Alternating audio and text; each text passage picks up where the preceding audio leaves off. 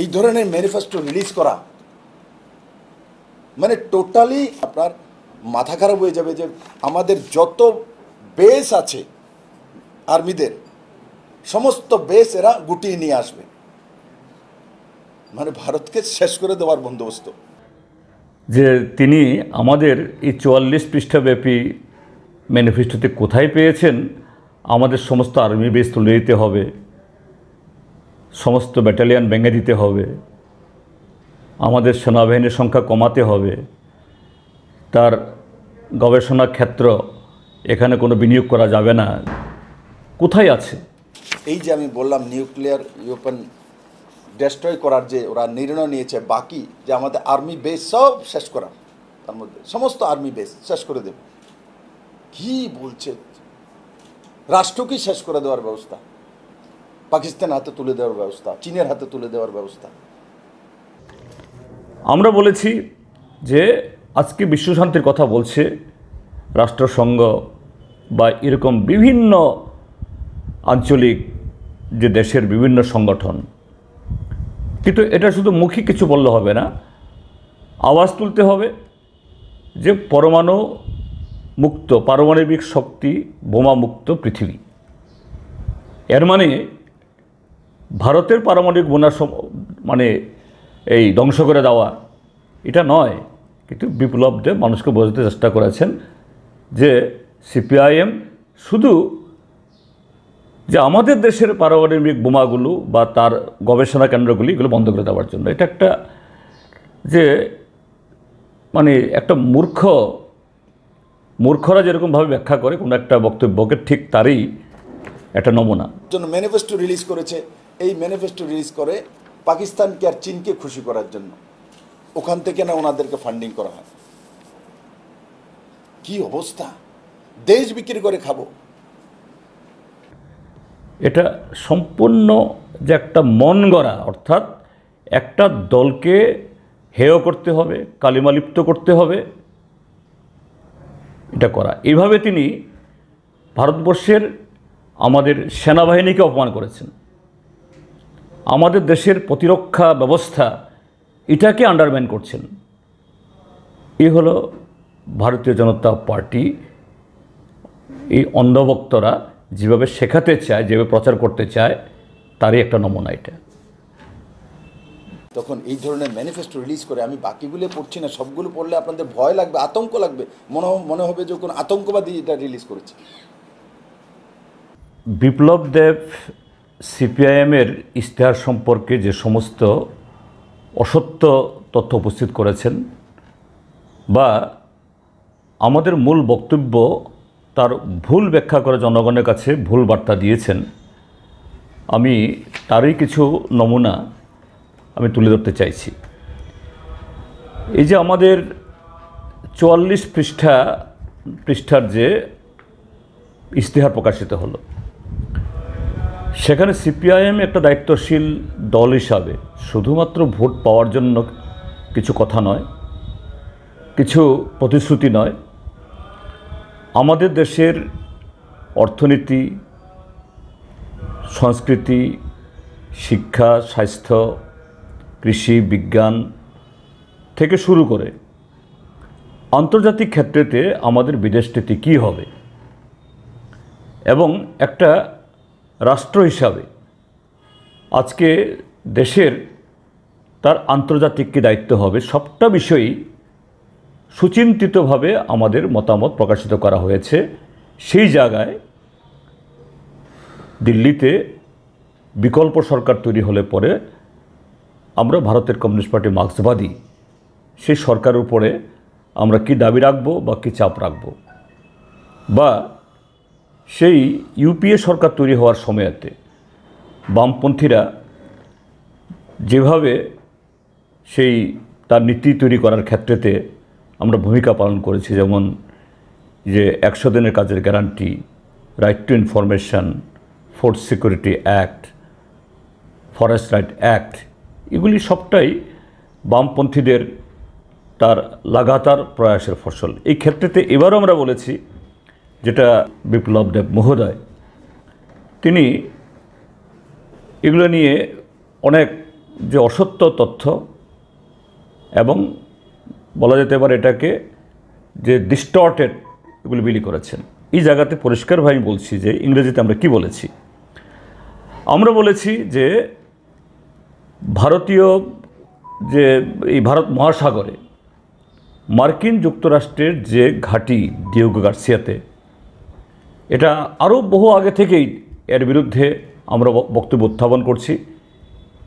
কেন মার্কিন যুক্তরাষ্ট্রের ঘাঁটি আমাদের ভারত মহাসাগরে থাকবে? এটা গোটা অঞ্চলে তাদের প্রভাব বিস্তার করার জন্য এ থেকে আমাদের আওয়াজ ওঠাতে হবে। আমরা বলেছি যে আজকে বিশ্বশান্তির কথা বলছে রাষ্ট্রসংঘ বা এরকম বিভিন্ন আঞ্চলিক যে দেশের বিভিন্ন সংগঠন, কিন্তু এটা শুধু মুখে কিছু বললে হবে না, আওয়াজ তুলতে হবে যে পরমাণু মুক্ত, পারমাণবিক শক্তি বোমা মুক্ত পৃথিবী। এর মানে ভারতের পারমাণবিক বোমা মানে এই ধ্বংস করে দেওয়া এটা নয়। কিন্তু বিপ্লব দেব মানুষকে বোঝাতে চেষ্টা করেছেন যে সিপিআইএম শুধু যে আমাদের দেশের পারমাণবিক বোমাগুলো বা তার গবেষণা কেন্দ্রগুলি এগুলো বন্ধ করে দেওয়ার জন্য। এটা একটা যে মানে একটা মূর্খরা যেরকমভাবে ব্যাখ্যা করে কোনো একটা বক্তব্যকে, ঠিক তারই একটা নমুনা। এরপর আমরা কি বলেছি? Denial of access to Indian naval, air and military facilities for refuelling and stationing purposes by countries that involved in armed intervention combat anywhere in the world। কেন কথাটা বলছি? আমরা আফগানিস্তানে যখন আমেরিকার হস্তক্ষেপ হয়, ইরাকে যখন হস্তক্ষেপ হয়, আমরা কি দেখেছি? আমাদের ভারতীয় নেভাল বেস, ভারতীয় এয়ার বেস আমেরিকা থেকে উড়ে এসে বা এরকম ভারত মহাসাগরের কোনো একটা জায়গা থেকে উড়ে এসে মার্কিন যুক্তরাষ্ট্রের বিমান বাহিনী আমাদের দেশে রিফুয়েলিং করে তেল ভরে আফগানিস্তানে আক্রমণ করছে, ইরাক আক্রমণ করছে। কেন এইভাবে একটা সার্বভৌম দেশের তার সামরিক যে ঘাঁটিগুলি আমরা ব্যবহার করতে দেব, এগুলি বন্ধ করতে হবে। আমরা বলেছি যে a policy that does not allow the militarization of space and polar regions। এখন পৃথিবীতে খুব মারাত্মক প্রতিযোগিতা, বিশেষ করে সাম্রাজ্যবাদী মার্কিন যুক্তরাষ্ট্রের আন্টার্কটিক অর্থাৎ যে মেরু অঞ্চল, ওইখানেও সামরিক ঘাঁটি তৈরি করবে, পারমাণবিক ঘাঁটি ইত্যাদি বসাবে। এবং শুধু তা নয়, যে অন্তরিক্ষে মহাকাশে সেখানেও তাদের স্যাটেলাইটের মাধ্যমে এরকম এই মিলিটারি সমস্ত কী বলে ধ্বংসাত্মক এগুলি বসাবে। আমরা বলছি যে ভারত এগুলোর বিরুদ্ধে আওয়াজ ওঠানো দরকার। এইভাবে যে আমাদের মহাকাশ এবং মেরু, উত্তর মেরু বা আন্টার্কটিকা, এগুলাকে আমাদের সামরিক অর্থে ব্যবহার করা উচিত নয়। কেননা সে আন্টার্কটিকাতে যদি সমস্ত বরফ গলে যায়, এরকম কিছু ঘটনা হয়, সারা পৃথিবী ধ্বংস হয়ে যাবে। আমরা বলেছি peaceful resolution of conflicts through diplomacy, dialogues and discussion, promotion of friendly relations. অর্থাৎ এই যে লক্ষ্য অর্জন করতে গেলে পরে শান্তিপূর্ণ আলোচনার মাধ্যমে, কূটনৈতিক, তারপর আরও নানা মঞ্চকে ব্যবহার করে, এই যে আগের বক্তব্যগুলো আমরা বলেছিলাম, এটা আন্তর্জাতিক সৌভ্রাতৃত্বের একটা বাতাবরণ তৈরি করতে হবে। এইভাবেই ভারতের কমিউনিস্ট পার্টি মার্ক্সবাদী পুরো মানব জাতির কল্যাণে আমরা আমাদের দেশের যে কূটনৈতিক বা বিদেশ নীতি আমরা সেভাবে তৈরি করতে চাই। যেমন আমরা আরও বলেছি যে মার্কিন যুক্তরাষ্ট্রের সাথে কোয়াড নামে একটা সামরিক একটা এই কি বলে একটা গ্রুপ তৈরি করেছে। কারা কারা সদস্য? কোয়াডের মার্কিন যুক্তরাষ্ট্র, অস্ট্রেলিয়া, জাপান এবং ভারত। মার্কিন যুক্তরাষ্ট্র কোন কালে, কোন সময়েতে তৃতীয় বিশ্বের তথা ভারতবর্ষের তার নিরাপত্তার জন্য এগিয়ে এসছে? 1971 ইংরেজিতে আমাদের অভিজ্ঞতা কী? বাংলাদেশের স্বাধীনতা যুদ্ধে যখন ভারতীয় সেনারা সহযোগিতা করছিল, এই মার্কিন যুক্তরাষ্ট্র 7ম নৌবহর পাঠিয়েছে। তখন যদি সোভিয়েত ইউনিয়ন যদি টিকে না থাকতো বা সোভিয়েত ইউনিয়ন যদি অনুপস্থিত থাকতো, আজকের বাংলাদেশ হয় না। সেই সোভিয়েত ইউনিয়ন তাদের নৌবহর পাঠানোর জন্য 7ম নৌবহর ফেরত গেছে। তাহলে এই আমেরিকার সাথে কেন আমরা কোয়াড করব? আর অস্ট্রেলিয়া কোন ক্ষেত্রেতে তারা আমাদের এই নিরাপত্তা সাধিত করবে? আসল কথাটা হলো যে চীনকে বাণিজ্যিক দিক থেকে, অর্থনৈতিক দিক থেকে, সামরিক দিক থেকে আমেরিকা কন্টেন করতে চায়। তো এই জায়গায় চীনের সাথে মার্কিন যুক্তরাষ্ট্রের যুদ্ধ এরা করুক, আমরা ভারতবাসী সেখানে নাক গলাবো কেন? কোন স্বার্থে?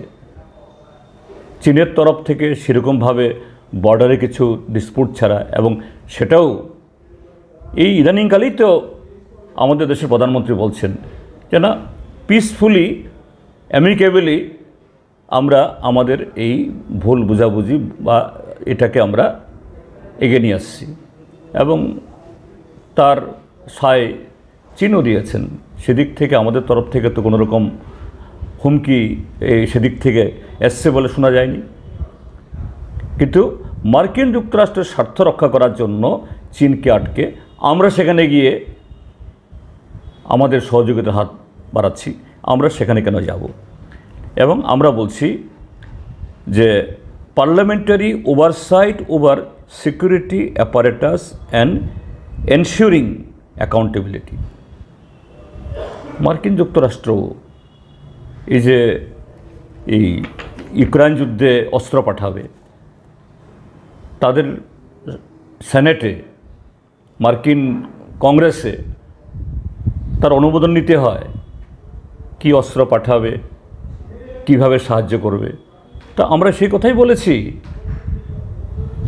আমাদের সংসদ, পার্লামেন্ট সর্বোচ্চ এদেশের যে নীতি নিয়ামক, কাজেই আমাদের দেশের ক্ষেত্রেতেও যে আমরা এরকম সামরিক হোক বা শিক্ষা, এটা মহাকাশ গবেষণা হোক কি স্বাস্থ্য, সমস্ত ক্ষেত্রেতে পার্লামেন্টকে অবগত করতে হবে। এই জায়গাতে অন্যায় কোথায়? কিন্তু বিপ্লব বাবুরা অশিক্ষিত, ইংরাজি পড়তে জানেন না, ইংরাজি শব্দের অর্থ বুঝেন না, কথা বলবো না। কিন্তু আরএসএসের কারখানায় অন্ধভক্ত তৈরি করা ছাড়া এরা অন্য কিছু, সেই পুঁথিগত বিদ্যার পর তারা আর লেখাপড়া করেন না, সারা পৃথিবী তাকান না। এরা চায় প্রতিবাদহীন, যুক্তিহীন, মস্তিষ্কবিহীন এরকম যে বাহিনী তৈরি হোক। যেমন ত্রিপুরাজ্যে এই বিপ্লব দেবের নেতৃত্বে এখানে এই বাইক বাহিনী তৈরি হয়েছে, হেলমেট বাহিনী তৈরি হয়েছে, বোলডোজার দিয়ে বিরোধী দলের সমস্ত পার্টির বেশি ঘুরিয়ে দিয়েছে। এটাই হলো বিজেপির হোয়াটসঅ্যাপ ইউনিভার্সিটিতে শিক্ষিত নেতৃত্বে, এবং এই পথ অন্য কেউ না, স্বয়ং নরেন্দ্র মোদী, আমাদের এখনও প্রধানমন্ত্রী আছেন, মাননীয় প্রধানমন্ত্রী বলতে হয়, তিনি বলেন ভারতবর্ষ নাকি প্রতি 2 দিনে একটা এইমস, 3 দিনে একটা IIM, 4 দিনে একটা IIT তৈরি হয়।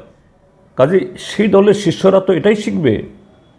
কাজে রাজ্যের মানুষ ঘৃণাবরে তাদের এই মিথ্যা ভাষণ, অসত্য ভাষণ এবং যে ডিস্টর্টেড সমস্ত ফ্যাক্টগুলো প্রত্যাখ্যান করবেন, এটা আমরা দৃঢ়ভাবে বিশ্বাস করি।